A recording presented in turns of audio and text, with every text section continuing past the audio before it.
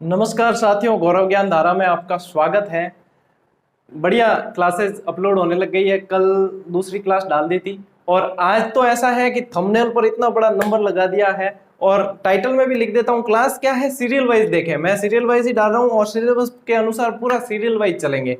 आज की जो साथियों क्लास है वह साइंस वालों के लिए और जो एसएसटी से सेकंड ग्रेड की तैयारी कर रहे हैं उनके लिए और बाकी सारे विद्यार्थियों के लिए भी महत्वपूर्ण है, क्योंकि स्टार्ट के टॉपिक जो है राजस्थान भूगोल के वो बहुत महत्वपूर्ण है और यहाँ से प्रश्न लगभग बनते ही है और ये कठिन टॉपिक के अंदर गिने जाते हैं। और मैं पूरा प्रयास कर रहा हूँ कि आपके लिए उन टॉपिक को इतना इजी बना दिया जाए कि आपका जो है जीके के प्रति जो जो भय है, डर है, वो खत्म हो जाए और आपका परीक्षा में भी प्रश्न गलत नहीं हो।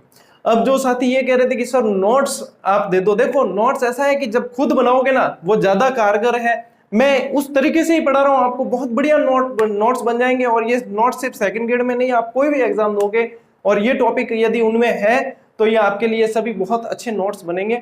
तो इनको आप खुद बनाएं और ये मैंने खुद ने देखो कभी भी नोट्स बनाकर तैयारी नहीं की थी, तो अब मैं स्पेशल आपके लिए जो है ये मैटर तैयार करता हूँ, फिर उसी को क्लास में आपको देने का प्रयास करता हूँ। तो ये एक यूं समझ लो कि 4-5 पुस्तकों का संग्रह है जो मैं आप तक पहुंचाने की कोशिश करता हूँ और बिल्कुल सरल तरीके से। अब कुछ साथी ये कह रहे थे कि सर इस बोर्ड पर क्या पढ़ा रहे हो, डिजिटल बोर्ड पे पढ़ा देते। तो ऐसा है साथियों कि आप लोगों का यदि प्रेम, सहयोग और ये आप जिस तरीके से रुचि ले रहे हो पढ़ने में, आप पढ़ने में इंटरेस्ट ऐसे ही लेते रहोगे तो डिजिटल बोर्ड कोई बड़ी बात नहीं है। कुछ साथी ये कहते हैं कि सर हम सहयोग कर देंगे थोड़ा थोड़ा, जो आप डिजिटल बोर्ड ले लो। ऐसा है, किसी को सहयोग करने के, आर्थिक सहयोग करने की कोई आवश्यकता नहीं है। यदि आप पढ़ने में ऐसे इंटरेस्ट लेंगे तो मैं लोन उठा लूंगा और लोन उठाकर जो है डिजिटल बोर्ड भी ले लूंगा, ऐसी कोई दिक्कत नहीं है। महीने, 2 महीने, 3 महीने जितना चलता है आप इसमें चलाइए, फिर मुझे ऐसा महसूस होगा तो डिजिटल बोर्ड भी ले लेंगे। और मैं चाह भी यही रहा हूं कि एक बार जैसे सिलेबस कवर हो जाए तो अपना जो रिवीजन चलेगा, जो मैं आपको प्रैक्टिस करवाऊंगा फिर इन्हीं प्रश्नों पर, तो वो एग्जाम से पहले जो मैं खुद भी ये चाह रहा था कि डिजिटल बोर्ड पे आपको करवाया जाए, तो उसके लिए सोचेंगे, क्योंकि 3-4 लाख का सेटअप आता है, मैंने बात की थी। तो उसके लिए अभी थोड़ा सा इंतजार करें। हालांकि इनमें भी कोई समस्या नहीं आएगी। कुछ कहते हैं कि सर बड़ा अक्षर लिखो, बड़ा इससे ज्यादा नहीं लिख सकते, आप मोबाइल को टेढ़ा करके देखो। देखो सीधे मोबाइल में देखोगे तो बोर्ड छोटा ही दिखेगा, इतनी सी स्क्रीन दिखेगी। मोबाइल को टेढ़ा करके देखो, पूरा बड़ा दिखता है। मैं वीडियो शूट करने के बाद पूरा चेक करता हूँ, पूरा क्लियर होता है एकदम सब कुछ ओके, उसके बाद ही अपलोड करता हूँ मैं। तो लगभग जो है देखो 75 हजार लोगों ने कल परसों क्लास देखी है, कल की क्लास भी 30-35 हजार लोगों ने देखी है। तो कहीं कोई समस्या नहीं है, नोट्स बन रहे हैं आराम से, बढ़िया व्यवस्थित नोट्स बनाए, तो समस्या नहीं है। आप इसको थोड़ा सा अपनी क्वालिटी या तो बढ़ा कर देखो, या फिर क्योंकि मैं 720 में शूट करता हूँ इसको क्वालिटी के अंदर, तो आप या तो क्वालिटी बढ़ा कर देखो या टेढ़ा करके देखो, आपके ये सॉल्यूशन हो जाएगा। तो साथियों अब ये जो थे इंस्ट्रक्शन सारे पूरे हो गए। आज की क्लास बहुत इंपॉर्टेंट है और बहुत सरल कर दूंगा, ऐसी मेरी कोशिश रहेगी। अब कैसी, कितनी सरल होती है और क्या है वो तो आपकी प्रतिक्रियाएं बताएगी। सारे कमेंट में पढ़ता हूँ, ये ध्यान रखना। हो सकता है प्रतिक्रिया न दे पाऊं या बहुत ज्यादा मात्रा में आते, लेकिन पढ़ता सारे हूँ, सभी कमेंट पढ़ता हूँ, आप सभी की दुआएं मुझ तक पहुंचती है। और हाँ एक बात, ये जो कुछ साथी कह रहे थे कि सर ये क्लासेस बीच में बंद मत कर देना, छोड़ मत देना, देखो छोड़ने जैसी कोई बात नहीं है। क्लासेस विद्यार्थी रुचि ले रहे हैं, मुझे पढ़ाने में कोई दिक्कत नहीं है, मैं ऐसे ही पढ़ाऊंगा आपको और न मैं कोई शुल्क मांग नहीं रहा हूँ आपसे। आप पढ़ लीजिए, पूरा बैच करवाऊंगा मैं, बस आप लोगों का सहयोग बना रहेगा तो अपन क्या है पढ़ेंगे साथ साथ। निःशुल्क शिक्षा के क्षेत्र में मैं काम करना चाहता था और यह एक प्लेटफॉर्म मिला है तो इसको करेंगे। और जो कह रहे हैं कि सर आप थोड़े से लोभ लालच के चक्कर में किसी कोचिंग में मत पढ़ा देना और इसी पे पढ़ाना, तो ऐसा है साथियों, लोभ लालच तो है, देखो इंसान को सभी को होता है, लेकिन मैं ये बताना चाहूंगा, आप आकलन कर देना फिर अपने हिसाब से। 4-5 साल में एक बार कॉलेज व्याख्याता की परीक्षा आती है और मैं 2 बार ही दी और दोनों बार नेट क्लियर कर चुका हूँ इतिहास से। और ये मेरे लिए स्वर्णिम अवसर था कि मैं कॉलेज व्याख्याता निकाल सकता हूँ और 2 महीने अवैतनिक अवकाश भी लिया। लेकिन विद्यार्थियों का अटैचमेंट इतना हो गया था और रीट की क्लासेस मैंने शुरू कर दी, तो 2 महीने का जो अवैतनिक अवकाश लिया था वो पूरा का पूरा रीट के विद्यार्थी को समर्पित कर दिया।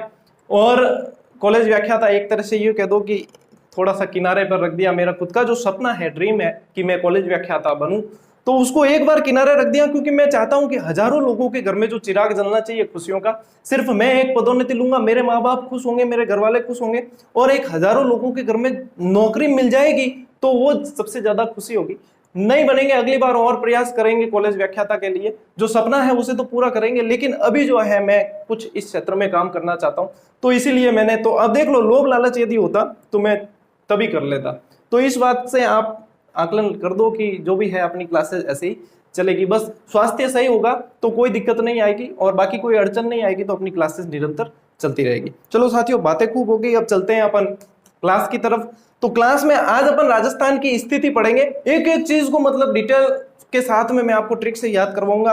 अपने जो टॉपिक है मैं आपको 30-35 मिनट का वीडियो देता हूं, उसे अच्छे से नोट्स में कवर करें, आप बना लें, और उसके बाद में आप इसको समझें, एक एक चीज कवर हो जाएगी। मतलब वापस मुझे जहां तक लगता है एक से दूसरी बार पढ़ोगे तो फिर वापस पढ़ने की आवश्यकता नहीं पड़ेगी। तो देखो, राजस्थान का मैंने मैप बना रखा है। अब राजस्थान की बात करते हैं। सबसे पहले साथियों, यदि बात की जाए राजस्थान की स्थिति की बात करते हैं, तो स्थिति इसमें देखो, अपने को अक्षांश और देशांतर रेखाओं का ध्यान रखना है, और ये अक्सर पूछा भी जाता है। सबसे पहले मैं आपको यहाँ पे क्लियर कर दूं, जो ऐसी रेखाएं हैं जो विज्ञान वालों को तो हालांकि पता होता है, सभी स्टूडेंट को कंपटीशन में पता ही होता है। तो ये अक्षांश है, और ये रेखाएं जो खड़ी रेखाएं हैं ये देशांतर रेखाएं कहलाती है। अब जो अक्षांश रेखाएं हैं साथियों, इन अक्षांश रेखाओं के बीच का क्षेत्र जो है, ये वाला क्षेत्र, ये कटिबंध कहलाता है। क्या कहलाता है? कटिबंध कहलाता है। और ये जो क्षेत्र है देशांतर रेखाओं के बीच का, ये गौर क्षेत्र कहलाता है। गौर क्षेत्र कहलाता है। इस बात को ध्यान में रखें थोड़ा सा। अब इसमें जो है ना, दो अक्षांशों के बीच की दूरी, दो अक्षांशों के बीच की ये जो दूरी होती है, ये 111.13 किलोमीटर मानी जाती है, और दो देशांतरों के बीच की जो दूरी होती है वह भी 111.32 किलोमीटर मानी जाती है। मैं 13 या 32 बोल दूं तो वो आप मत मानना ऐसे, क्योंकि 32 बोलते हैं मुझे पता है, लेकिन ये चीज ऐसे ही पढ़ाई जाती है, ठीक है ना। तो 111.32 और 111.13, इस बात को आपको ध्यान में रखना है। कटिबंध कहते हैं, गौर क्षेत्र कहते हैं। ये थोड़ा सा मतलब बेसिक आपका कंसेप्ट क्लियर करने के लिए, बाकी इसमें ऐसी कोई बड़ी बात है नहीं, ये आपको पता भी होगा वैसे, तो बाद में लिख लेना, पॉज करके लिख लेना, बाद में वापस बैक जाके पॉज करके लिख देना। अब चलते हैं अपन यहाँ। देखो, राजस्थान जो है साथियों, एक चीज बता दूं आपको, राजस्थान भारत के वायव्य कोण दिशा में है। कौन सी दिशा में है ये ध्यान रखना, वायव्य। यदि वास्तुशास्त्र के हिसाब से देखते हैं तो राजस्थान भारत के वायव्य कोण की दिशा में है। वायव्य कोण उत्तर पश्चिम में होता है, यानी कि ये जो होगा ना आपका वायव्य कोण है। यदि राजस्थान की बात करूं तो ये आपके वायव्य कोण। चलो मैं आपको सारे कोण बता देता हूं। ये वायव्य कोण है, ये ईशान्य कोण कहलाता है। क्या कहलाता है? ईशान्य कोण। ये वाला जो है आपके, ये नैऋत्य कोण कहलाता है, ये नैऋत्य कहलाता है, और ये आग्नेय कोण कहलाता है। जहां तक मैं बता रहा हूं मेरे हिसाब से ये सही है एकदम, और यदि गलत है और कोई वास्तुशास्त्र के ज्यादा ज्ञाता है तो बता देना, अपन संशोधन भी कर देंगे। तो वायव्य, ईशान्य, नैऋत्य और आग्नेय कोण, इसे भी ध्यान में रखें। अब भले भारत का पूछ ले, विश्व का पूछ ले, राजस्थान का पूछ ले, आप आराम से बता सकोगे कि कौन सी कोण की दिशा में कौन सा है, ठीक है। उत्तर पश्चिम में अपने वायव्य दिशा में ये राजस्थान स्थित है। अब राजस्थान जो स्थित है साथियों, अक्षांश ये यदि पूछा जाता है तो ये उत्तरी अक्षांश है, ठीक है ना, उत्तरी अक्षांश है। और पूर्वी देशांतर, ये जो भी है वह पूर्वी देशांतर है। पूर्वी से पूर्वी चलेगा, कभी भी पूर्वी से पश्चिमी मत कर लेना, और उत्तरी से उत्तरी ही चलेगा। कई लोग क्या करते हैं, जैसे 23-3 से 30-12 उत्तरी से दक्षिणी कर लेते हैं, और यहाँ पे पूर्वी से पश्चिमी कर लेते हैं। ये छोटी सी भूल होती है, लेकिन प्रश्न वहां पे गलत हो जाता है। तो ये आपको याद रखना पड़ेगा कि राजस्थान की अक्षांश विस्तार पूछा जाए तो 23-3 से 30-12, 23-3 से 30-12 पूछते हैं ना, तो यहाँ पे आएगा आपके 23 डिग्री से 03, ठीक है। 23 डिग्री 3 मिनट बोला जाता है इसे, 3 मिनट। इस कंसेप्ट को मैं आज आपको समझाऊंगा, क्लियर कर दूंगा, इसकी जड़ काट दूंगा बिल्कुल ही, ठीक है। 23 डिग्री 3 मिनट से 30 डिग्री और 12 मिनट, ये दे रखा है यहाँ। 23 डिग्री 30 मिनट से 30 डिग्री 12 मिनट उत्तरी अक्षांश, उत्तरी से उत्तरी ही है, ठीक है। और 69 डिग्री 30 सेकेंड, 69 डिग्री 30 मिनट, ये यहाँ पे आ जाएगा आपके 69 डिग्री 30 मिनट से आपके आ जाएगा यहाँ पर 78 डिग्री और 17 मिनट, ठीक है। 69 डिग्री 30 मिनट से 78 डिग्री 17 मिनट पूर्वी देशांतर से पूर्वी देशांतर, उत्तरी अक्षांश से उत्तरी अक्षांश। 23-3 से 30-12, 69-30 से 78-17, इस चीज को अच्छे से ध्यान में रख लेना, ठीक है। 23-3 से 30-12, 69 30 से 78 17, ये जो है अपने अक्षांशीय और देशांतरीय विस्तार है। ठीक है ना, चलो मैं यहाँ पे एक लाइन खींच देता हूँ, ये अक्षांशीय और देशांतरीय विस्तार है। ये चलो यहाँ नहीं लेके अपन इसको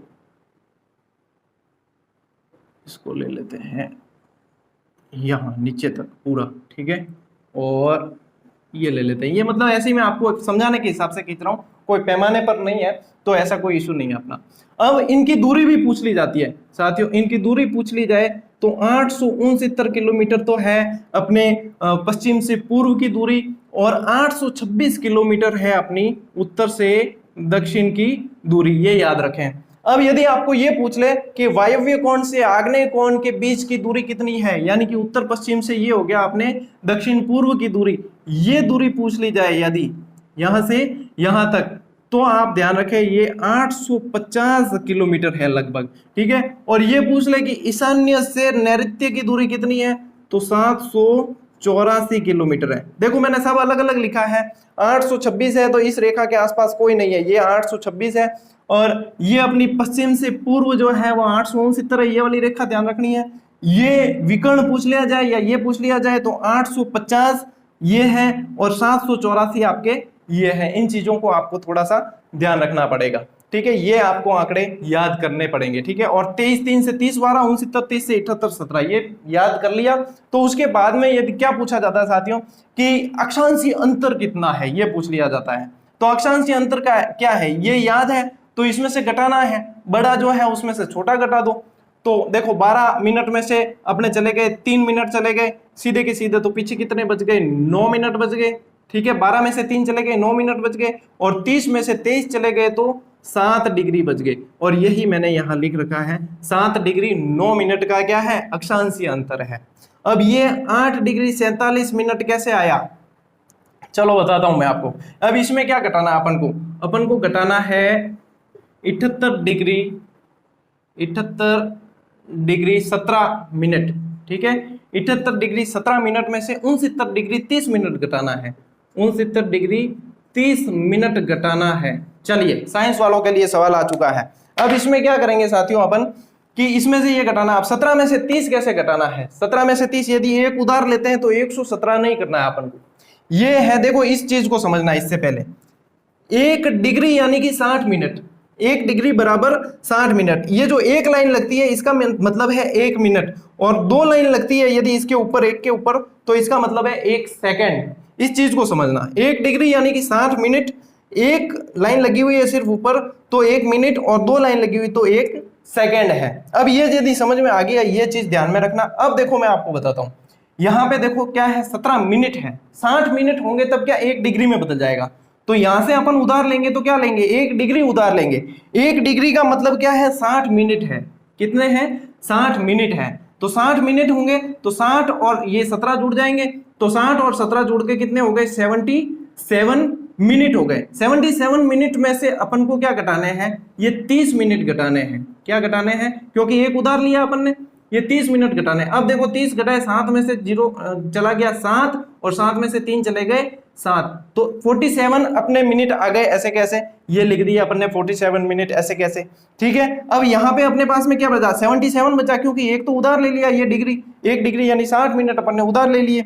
अब पीछे क्या बचा, 77 बचा, और 77 में से अपन 69 घटाएंगे, 7 और 1 8 अपने पीछे बच जाएगा। तो ये बच गया आपने 8 डिग्री और 47 मिनट। देखना बिल्कुल इत्मीनान से देखना, आप आराम से ये कंसेप्ट समझ जाओगे, और ये कंसेप्ट समझ गए तो कभी भी अक्षांश देशांतर में आपके कोई दिक्कत नहीं होगी, भले चाहे कैसा भी प्रश्न दे दे। अब प्रश्न यदि आपको ये दे दे कि राजस्थान के अंदर से जो कर्क रेखा निकलती है, राजस्थान के या कहीं भी कर्क रेखा और राजस्थान के अक्षांशीय विस्तार शुरुआत के अंदर कितना अंतर है, मान लो ये प्रश्न दे दिया, तो राजस्थान कर्क रेखा और अक्षांशीय शुरुआत में अंतर पूछा है, ठीक है। तो कर्क रेखा आपको पता है कि 23.5 डिग्री है, ठीक है, तो 23 डिग्री और 30 मिनट है, ठीक है। अपने 23 डिग्री 30 मिनट क्या है, कर्क रेखा है, और अक्षांशीय शुरुआत कितनी है, 23 डिग्री 3 मिनट है। तो बस इसको घटाना है, 23 डिग्री और 3 मिनट, सीधा सीधा कट जाएगा, और ये 27 मिनट पीछे बच जाएंगे। यदि इसका अंतर पूछा जाए आपको कि कर्क रेखा और अक्षांश शुरुआत में कितना अंतर है, तो 27 मिनट का अंतर है, सीधा ही सीधा। ये कंसेप्ट समझ में आ गया है तो मतलब ये सीधा का सीधा आपको समझ में आ जाएगा और इसमें आपके कोई भी दिक्कत होने वाली नहीं है। तो मेरे ख्याल से अब इसमें इस चीज में आपके कोई समस्या अक्षांश देशांतर के अंदर और ये जो अक्षांशीय विस्तार और देशांतरीय विस्तार है इसमें कोई भी समस्या आपके शायद नहीं रहेगी अब। और कोशिश मैंने की है कि लगभग आपके जो है ये चीज क्लियर हो जाए। तो एक बार इसका स्क्रीनशॉट ले लो ताकि ये अच्छे से नोट कर सको आप, और इसके बाद में अपन आगे चलते हैं। एक बार स्क्रीनशॉट ले लो इसका। साथियों आगे बढ़ते हैं। अब अपने ये चीज जान चुके हैं, अक्षांशीय देशांतरीय विस्तार जान लिया। अब देखो राजस्थान के सर्वाधिक उत्तर दक्षिण और पूर्व पश्चिम में क्या क्या है उनको अच्छी तरीके से समझ लेते हैं। सबसे पहले यदि साथियों बात की जाए, मैं आपको 2 ट्रिक देता हूं इसके अंदर, ठीक है। एक ट्रिक तो याद रखना आप, बोर कोणा, ठीक है, मैं किताब में भी डाल दूंगा इसको, बोर कोणा। और एक याद रखना आप कटशिला, बोर कोणा और कटशिला, ये ध्यान रखना। अब देखो बोर कोणा यानी कि ये बोर है, इसको आप ले लेना यहां बोर कुंड, ठीक है, बोर कुंड। और कोणा को ले लेना आप यहां ऊपर, ठीक है। अब ये कट को ले लेते हैं अपन, यहां लिख लेता हूं मैं, अंदर की तरफ लिख लेता हूं, ठीक है, कटरा। और ये शिला है ना, इसको ले लेते हैं अपन यहां सिलाना, सिलाना, ये कट और ये सिलाना। ये हो गया, देखो पश्चिमी हो गया, दक्षिण हो गया, पूर्व हो गया और उत्तर हो गया। अब ये जो है कोणा जो है इसके अंदर तहसील साथियों जो लगती है वह गंगानगर तहसील है, ठीक है, गंगानगर तहसील लगती है, ठीक है। और अपने जिला कौन सा है, श्री गंगानगर है, श्री गंगानगर जिला लगता है, ठीक है। अब ये हो गया उत्तरी बिंदु सबसे। और यहाँ पे अब यदि बात की जाए तो यहाँ पे जो साथियों तहसील लगती है वह यहाँ लिख देता हूं मैं राजा खेड़ा, राजा खेड़ा तहसील लगती है। और जिला कौन सा है, धौलपुर है, जिला कौन सा है, धौलपुर है।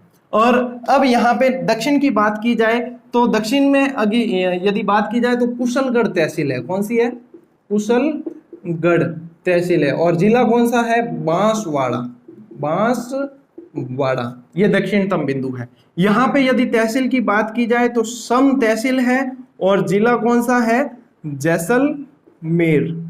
तो ये हो गए आपके बिंदु। इसमें से कई बार ये बोरकोणा और कटशिला ध्यान रखना, ये उत्तरी और दक्षिणी और ये बिंदु ऐसे पूछे जाते हैं। तो मैंने आपको तहसील भी बता दी, जिला भी बता दिया। अच्छा, धौलपुर से याद आया, कल कई बच्चे 2-4 कमेंट मैंने देखे, वो ये कह रहे थे कि सर जैसलमेर सबसे बड़ा है, हमने तो पढ़ा क्षेत्रफल की दृष्टि से, धौलपुर सबसे छोटा है क्षेत्रफल की दृष्टि से, और आप भरतपुर को छोटा बता रहे हो और जोधपुर को बड़ा बता रहे हो। यहाँ क्या क्या मामलो है, जीके बदल गई हो कहीं?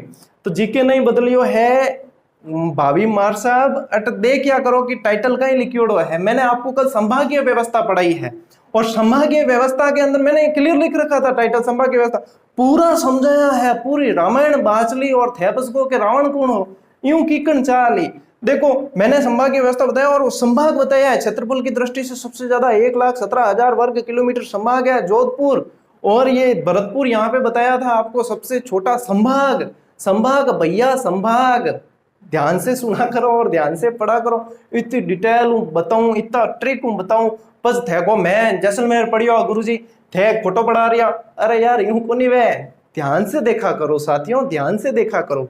जो चीज मतलब यूं 17 बार सोचकर, यूट्यूब पे पढ़ाना ऐसे खाने का काम नहीं है, 17 बार सोचकर बताया जाता है। यहाँ पे यदि गलत चीज बता दी जाए ना, आप विद्यार्थी ही पोस्टमार्टम कर दो शिक्षक का, ठीक है। तो यहाँ पे ये चीजें पूरी मतलब ठोक बजा कर दी जाती है आपको। तो हाँ, ये फ्लो में कोई गलती हो जाए वो बात अलग है, लेकिन ये चीजें आप थोड़ी सी ध्यान रखा करो कि पढ़ा रहे हैं तो उसके पीछे कोई ना कोई तो लॉजिक होगा जब इन्होंने ये चीज बताई है यहाँ पे।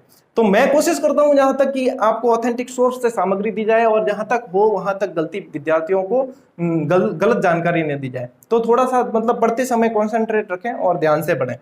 अब ये चीज आपके क्लियर हो गई मेरे ख्याल से। अब देखो कर्क रेखा की स्थिति की बात करते हैं। 23.5 डिग्री उत्तरी अक्षांश आपको पता ही है, और 23.5 डिग्री उत्तरी अक्षांश यदि कर्क रेखा की बात करें तो भारत के लगभग जो है 8 राज्यों से ये गुजरती है। भारत के कितने राज्यों से गुजरती है? 8 राज्यों से। इसकी मैं ट्रिक बताता हूं आपको।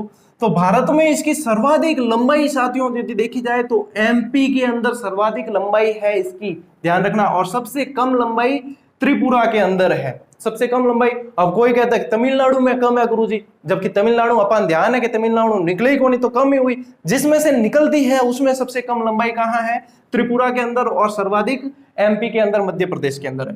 राजस्थान में इसकी सर्वाधिक लंबाई बांसवाड़ा के अंदर है, और सबसे कम लंबाई जो है डूंगरपुर में। डूंगरपुर के तो एक छोटे से गांव को छूकर निकलती है, और छोटा सा गांव जिसको अपन चिकली गांव कहते हैं, चिकली, छोटा बच्चा मारवाड़ी में चिकली चिकली कर खिलाया करें, ठीक है। तो चिकली गांव है, चिकली गांव में से निकलती है ये, और डूंगरपुर के अंदर बिल्कुल कम है। ये काल्पनिक रेखा है वैसे, और अपने राजस्थान में ये लगभग मानते हैं कि 26 किलोमीटर जो है ये निकलती है राजस्थान के अंदर। तो इस चीज को आप थोड़ा सा ध्यान में रखें। अब मैं आपको बताने जा रहा हूं, हाँ ट्रिक बतानी है आपको। वह ट्रिक है आपकी कर्क रेखा से संबंधित, ठीक है। तो यहाँ पे थोड़ा सा मिटाने की आवश्यकता मुझे पड़ेगी, तो एक बार स्क्रीनशॉट ऐसे ले लो, फिर मैं इसको मिटा देता हूँ। हाथों हाथ पॉज करके जो है स्क्रीनशॉट ले लो, यहाँ पे मिटा के मैं आपको दूसरी चीज बता रहा हूँ। ले लिया होगा मेरे ख्याल से, ठीक है। चलिए अब अपन यहाँ पे मैं आपको कर्क रेखा जो है 8 राज्यों से गुजरती है, उन 8 राज्यों के नाम बता देता हूँ। नाम के लिए एक ट्रिक है साथियों, बंगू राम या राम बंगू कर दीजिए, जो भी है, बंगू राम झा छत्री मी, में नहीं करके और मी कर दिया, छत्री में कहने की जगह अपन ने क्या कर दिया? मी कर दिया। बंगू राम जा छत्री मी, ठीक। मारकर चेंज कर दो थोड़ा गहरा, नहीं तो थे और बोला गुरुजी दिखे कौन, गुरुजी दिखे कौन? अरे दिखे सब है, देखो थे, ठीक है। बंगू राम जा, आप देखो ब से आ गया आपके सीधा ही बंगाल, पश्चिम बंगाल है, ठीक है। ये आ गया आपके गुजरात, ये आ गया आपके राजस्थान, ये आ गया आपके एमपी, मध्य प्रदेश है, ठीक है। ये आ गया आपके झारखंड, यहां से आ जाएगा आपके छत्तीसगढ़, यहां से त्रिपुरा जो अभी बताया था सबसे कम, ठीक है। यहां से मिजोरम की राजधानी आइजोल जो है वो सबसे करीब मानी जाती है जिला मुख्यालयों में इनके।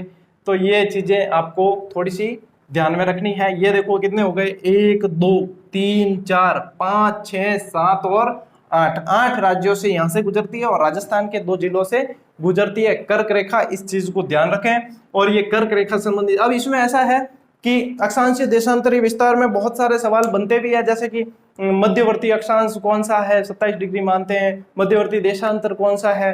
तो ये चीजें मतलब यहाँ पे इतनी ज्यादा इंपॉर्टेंस नहीं रखती, बहुत ज्यादा गहरे प्रश्न होते हैं। फिर भी यदि ऐसा संभव हुआ तो मैं जो किताब के अंदर है उसमें इसको इंक्लूड कर दूंगा, इस सामग्री को। जो क्लास में से बचेगी वो भी सामग्री लगभग आपको किताब के अंदर इंक्लूड करके देने की कोशिश करूंगा। इन चीजों को एक बार नोट कर लो, फिर अपन जो है आगे बढ़ते हैं। स्क्रीनशॉट ले लो इसका।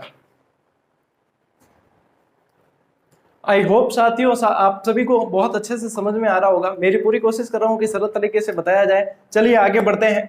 अब राजस्थान के क्षेत्रफल की बात कर दी जाए, नॉर्मली सवाल पूछ लिया जाता है तो यही पूछ लिया जाता है, याद कैसे रखना है। देखो आप ऐसे 3,42,000 ऐसे याद करोगे तो आपको थोड़ा सा प्रॉब्लम हो सकती है। मैं बताऊं एक तरीका है याद रखने का, क्योंकि मैं ज्यादातर कहता हूं कि मैं सिर्फ पढ़ाने नहीं याद करवाने आता हूं। याद रखने का तरीका यह है साथियों, एक डोकरी माजिया ही, डोकरी माजिया समझते हो ना, हिंदी में कहे तो बुढ़ी औरत थी जिसका नाम था चौथी बाई। राजस्थान में तो ऐसे नाम होते हैं, चौथी बाई, तीजी बाई है, पहली बाई, दूजी बाई, पहली बाई दूजी बाई तो नहीं वे, चौथी बाई तीजी बाई वे। तो चौथी बाई नाम था। चौथी बाई 39 वर्ष की थी। कितने वर्ष की थी? चौथी बाई 39 वर्ष की थी। बताता हूं, चौथी बाई 39 वर्ष की थी। समझ में आ गया? 0.74 याद रह जाए तो ठीक है, नहीं रह जाए तो भी ठीक है। 0.74 मैंने बता दिया, एक बार याद रह जाएगा, ठीक है। चौथी बाई 39 वर्ष की थी, ठीक है। उसके 2 पुत्र थे। कितने पुत्र थे? 2 पुत्र थे। उससे पहले बताऊं, चौथी बाई 39 वर्ष की थी जो 10 बाई 41 के मकान में रहती थी। 10 बाई 41 के मकान में रहती थी। चौथी बाई 39 वर्ष की थी जो 10 बाई 41 के मकान में रहती थी। उसके 2 पुत्र थे जिसमें से एक नालायक पुत्र है। बताता हूं, देखो स्टोरी। तो सबसे पहले क्षेत्रफल तो हो गया, चौथी बाई 39, 34 22 39, मारवाड़ी में क्या, तो चौथी बाई 39 वर्ष की थी, चौथी बाई 39, ठीक है। 10 बाई 41 के मकान में रहती थी, यानी भारत के क्षेत्रफल का 10.41% राजस्थान का लगभग क्षेत्रफल है। अब भारत का क्षेत्रफल आपने पढ़ा होगा, वैसे जीके पढ़ रहे हो तो ध्यान भी होना चाहिए, 32,87,263 वर्ग किलोमीटर है। तो 10.41 के मकान में रहती थी, यानी 10.41% है। अब इसके पास में संपत्ति देखो, कोई है संपत्ति तो होगी, इसके पास में 5,920 रुपए थे। कितने थे? 5,920 रुपए थे। तो राजस्थान की कुल स्थलीय सीमा कितनी है? 5,920 किलोमीटर थे। इसके दो पुत्र थे, जिसमें से एक नालायक पुत्र, छप्पा नालायक क्या था, नालायक पुत्र 1,070 रुपए लेकर अलग हो गया। और वो नालायक पुत्र कौन था? आप सभी जानते हैं। अम्माओं झगड़ा कर अलग हो जाए तो नालायक पुत्र ही कहा और कोई कहा, तो नालायक पुत्र जो था वह 1,070 रुपए लेकर अलग हो गया। यानी कि पाकिस्तान से जो सीमा लगती है राजस्थान की, वो 1,070 किलोमीटर है। अंतरराष्ट्रीय सीमा भी, एकमात्र देश जिससे अंतरराष्ट्रीय सीमा राजस्थान बनाता है वह पाकिस्तान है, और इससे सीमा लगती है 1,070 रुपए, 70 रुपए क्या 70 किलोमीटर।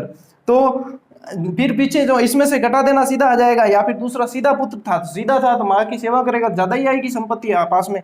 तो 4,850 किलोमीटर जो है बाकी अंतरराज्यीय सीमा से लगती है। ये 5 सीमाओं से लगती है, इसकी 5 सीमाओं से इनकी लगती है। ऊपर से स्टार्ट करते हैं तो अपने आ जाता है पंजाब, हरियाणा, यूपी, मध्य प्रदेश और गुजरात, इस तरीके से ये लगती है। तो अंतरराज्यीय सीमा देखो, अब समझ में आ गया ना। चौथी बाई 39 वर्ष की थी, 10 बाई 41 के मकान में रहती थी, 5,920 रुपए उसके पास में थे। नालायक पुत्र 1,070 रुपए लेकर अलग हो गया, और सीधा पुत्र था जो सेवा करता था 4,850 रुपए उसके पास में बच गए। तो ये याद आपको, भूलोगे नहीं, पक्की बात है नहीं भूलोगे। चौथी बाई 39 वर्ष की थी। अब देखो साथियों, इसमें कई बार जो है क्षेत्रफल वर्ग मील में पूछ दिया जाता है।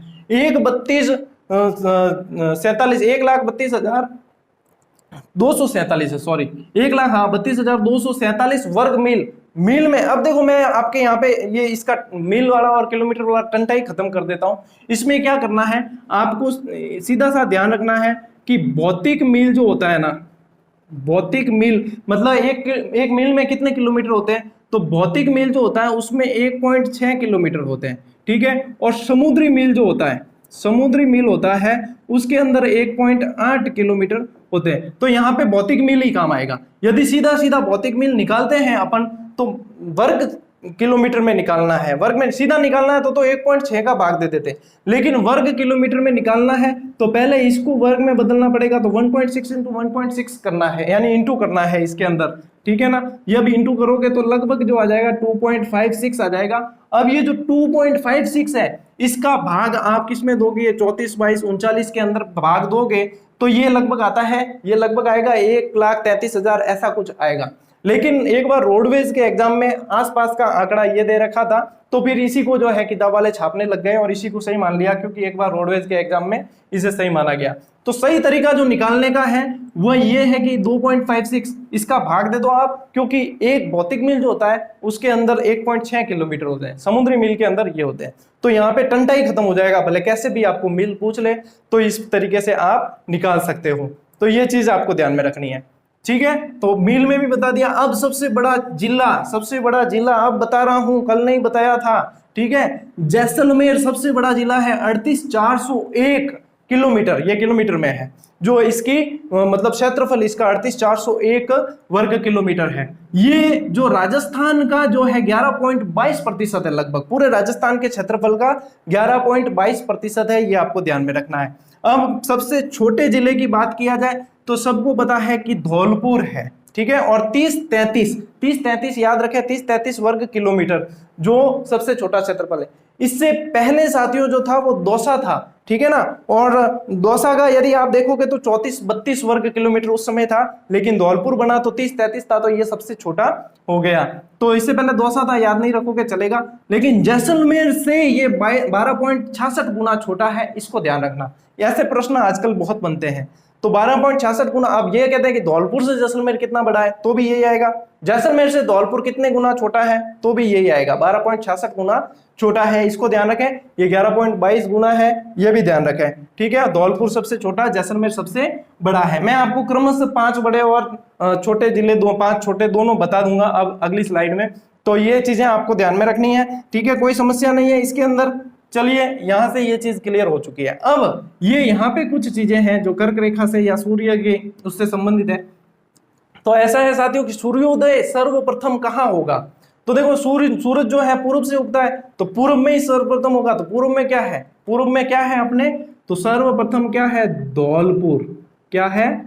धौलपुर से सूर्योदय होता है। धौलपुर से सर्वप्रथम सूर्योदय होता है। तो सूर्यास्त सबसे पहले का होगा? कई जना कहते हैं कि जैसलमेर गुरुजी। अरे कौन ही में सूर्योदय जहां पे पहले उगेगा अस्त भी तो वहीं होगा। तो सूर्यास्त भी सबसे पहले कहां होगा? धौलपुर में। सूर्योदय और सूर्यास्त दोनों साथ साथ होंगे, ठीक है ना? मैंने लिखा नहीं था यहाँ इसीलिए, चलो यहाँ लिख देता हूँ भी। तो क्या होगा? सूर्यास्त भी यहाँ साथ में ही होगा। तो सूर्योदय सबसे बाद में और सूर्यास्त भी सबसे बाद में कहां होगा? जैसलमेर में, क्योंकि सबसे पश्चिम में क्या है? जैसलमेर है। तो सबसे बाद में यहाँ पे जैसलमेर के अंदर होगा। अब जो सूरज की जो किरण है उसे धौलपुर से जैसलमेर पहुंचने में साथियों लगभग वैसे 36 मिनट कह सकते हो आप, लेकिन लगभग एक्यूरेट यदि बताऊं मैं तो 35 मिनट और 8 सेकंड, 35 मिनट और 8 सेकंड का समय। अब ये कैसे निकलेगा कि सूरज की किरण को मतलब दो देशांतरों के बीच की दूरी तय करने में लगभग 4 मिनट लगते हैं। 4 मिनट लगते हैं। अपन ने देशांतर या अंतर पढ़ा था तो उसमें 8 डिग्री और 47 मिनट पढ़ा था। तो 8 चौक 32 तो ऐसे ही हो गए, और 47 मिनट वाला अंतर निकालोगे तो 3 मिनट और कुछ और इसमें जुड़ जाएंगे, तो 35 मिनट और 8 सेकंड आपके ये आंकड़ा आ जाएगा। अब सूरज की किरण जो है अपने सूरज से पृथ्वी पर पहुंचने में भी तो समय लगता है। कितना लगता है? 8 मिनट 20 सेकंड, ऐसा लगभग कहते थे 8 मिनट 20 सेकंड, लेकिन एग्जैक्ट देखा जाए तो 8 मिनट 16 सेकंड 6 मिली सेकंड लगता है। और चंद्रमा की जो किरण है वो पहले पहुंच जाती है 1.3 सेकंड के लगभग, साइंस वाले बहुत अच्छे से जानते होंगे। तो 1.3 सेकंड में वो पहुंच जाती है, जबकि सूरज की किरण को 8 मिनट 16 सेकंड 6 मिली सेकंड लगते हैं यहाँ पहुंचने में। मतलब ये आंकड़े होते हैं ना, जैसे एक दिन में कितना समय है तो कहते हैं सीधा 24 घंटे, जबकि 24 घंटे पूरे नहीं होते।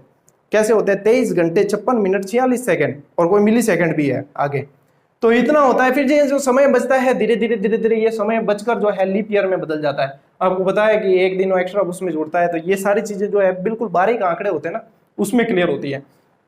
तो यहाँ पे तो आपको सीधा सीधा ध्यान रखना है 35 मिनट 8 सेकंड का समय लगता है। अब ये प्रश्न बनता है कि सर्वाधिक सीधी किरणें, राजस्थान में सर्वाधिक सूरज की सीधी किरणें कहाँ पड़ती हैं?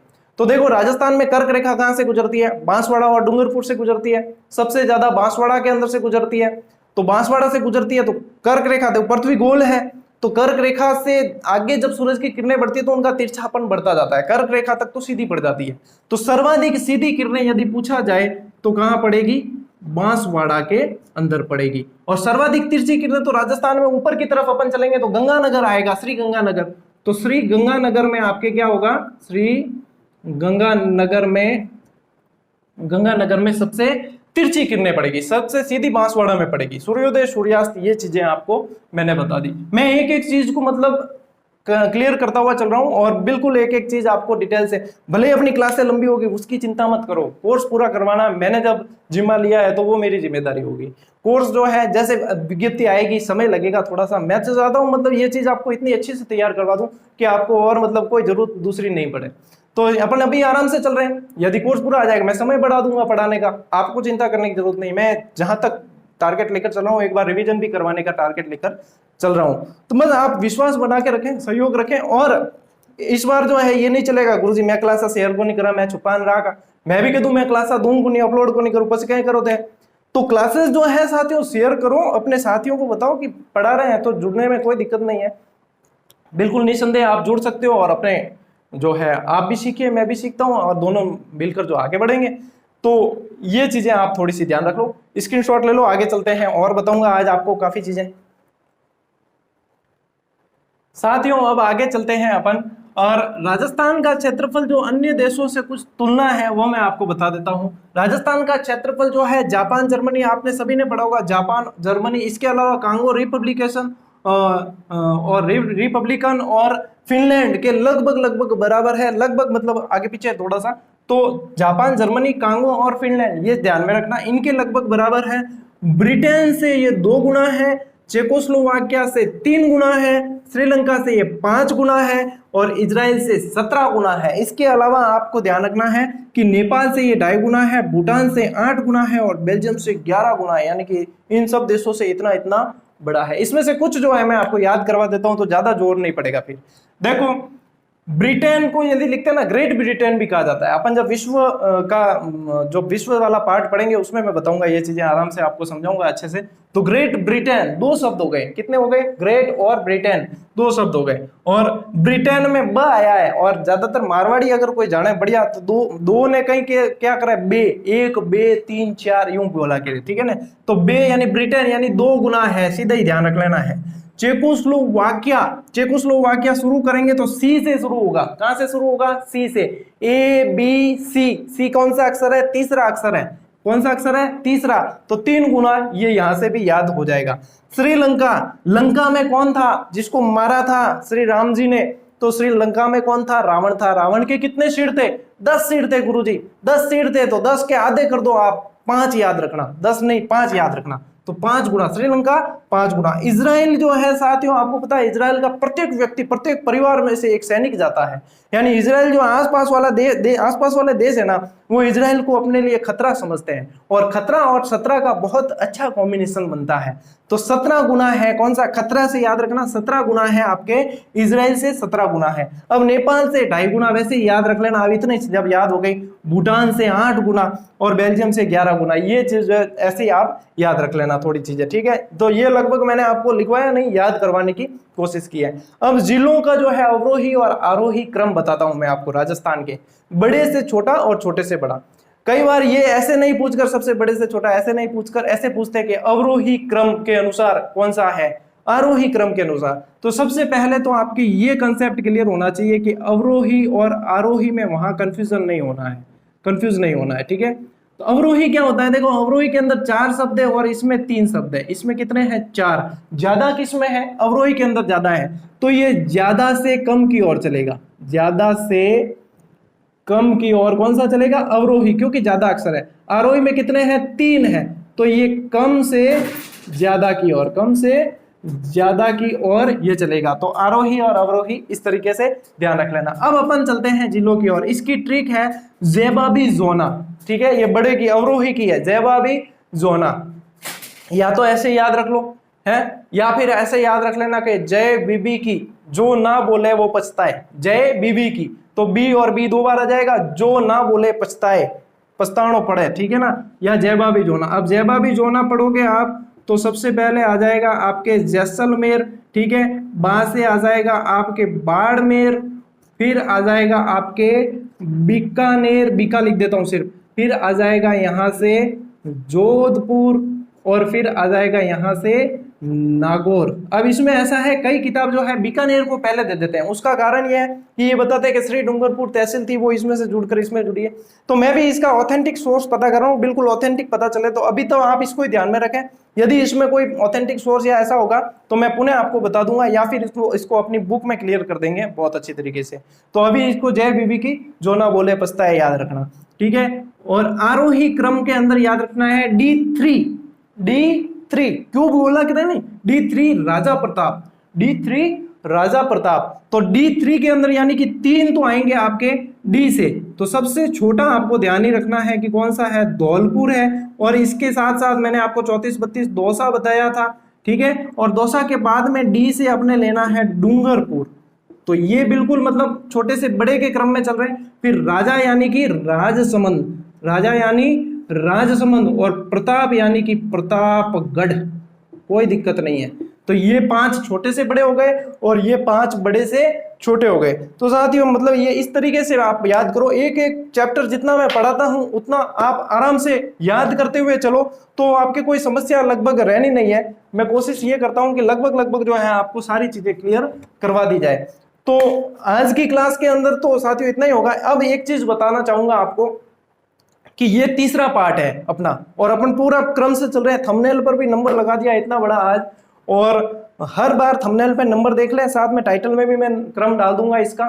इसके अलावा जो साथी नए देख रहे हैं, अपने चैनल पे नए जुड़े हैं, उनको बताना चाहूंगा कि परसों से अपना निःशुल्क बैच शुरू हो गया है और आज तीसरी क्लास है। इससे पहले की 2 क्लास जरूर देख लेना, क्योंकि हर क्लास का हर मिनट बहुत इंपॉर्टेंट है। यदि किसी ने मतलब मैं ये समझता हूँ कि एक 10 सेकंड या 20 सेकंड का भी स्किप करता है तो उसको कहीं ना कहीं से कुछ ना कुछ नुकसान हो जाएगा। फिर वो बाद में कहोगे कि गुरुजी वो तो थे पढ़ाई होगा नहीं, गुरुजी कहे पढ़ाई उड़ो देख क्लास पाची पच बोल दे, तो ये चीजें नहीं बोलनी पड़े, इसलिए जो है व्यवस्थित तरीके से देखें।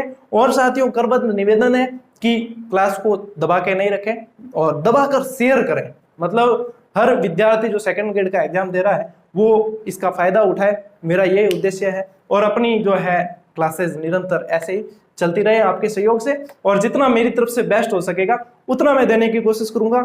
मुझे पता है अब आपको स्क्रीनशॉट लेना है, इसलिए मैं बोर्ड के सामने से हट जाता हूं, आपसे विदा लेता हूं। मिलते हैं अगली क्लास में, तब तक के लिए राम राम, जय हिंद।